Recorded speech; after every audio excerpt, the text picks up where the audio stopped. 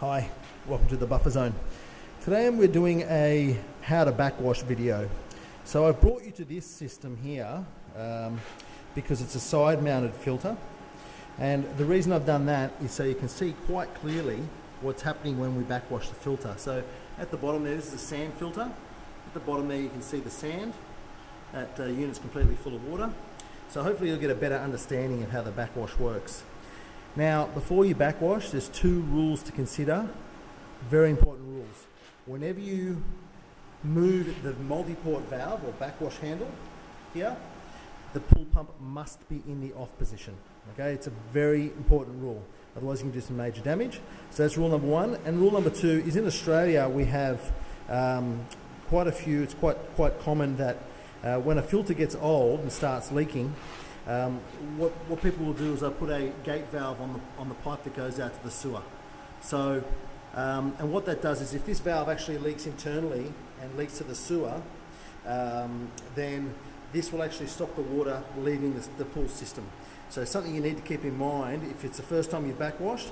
And the way to check for that, if you have a valve like that, is find most of the time when you have a multi-port valve, whether it's on the side or the top, the backwash pipe is the one that's by itself. So you've got two on this side, one from the pump, one to the heater or back to the pool, and this one here is by itself. And also normally you have a little looking glass. See that little looking glass there?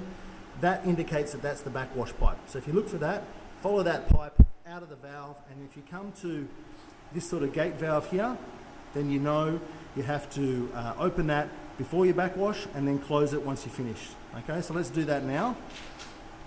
I'm going to open that.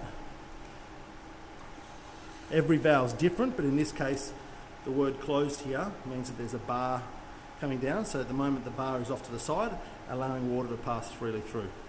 Now the pump's already off, so we're going to put this into the backwash position now. Okay.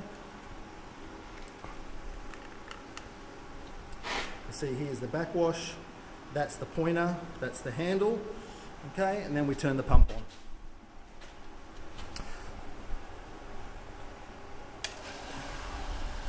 Okay, and you should see, if I put the torch in there, see how cloudy this is getting straight away? That's all the dirt and the muck coming out of the sand and going out to the sewer. I'm not sure how well that's picking up there, but you see all that muck coming out now. It's going through the stem pipe in the middle and back out to the sewer. Generally speaking, the backwash takes about 90 seconds. Okay, and what it's doing is ordinarily the water will enter the filter through the top and push down through the media and back out through a set of pipes at the bottom.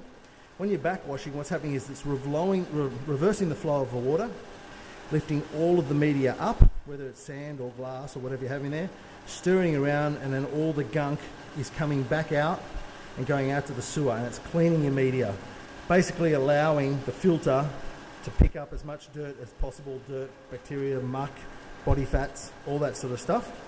So it's important to do that in most applications. Once every 4 weeks will do the job, and it's about a 90-second process for the backwash. Okay, and then from backwash we'll go to rinse, but to start with, from filter we go to backwash.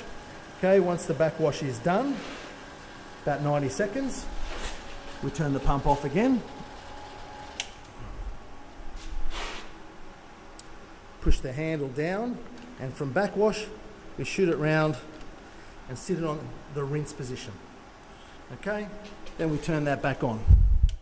Generally the rinse is about a 20 to 30 second job, and what that does is it pushes the water back through the filter the right way.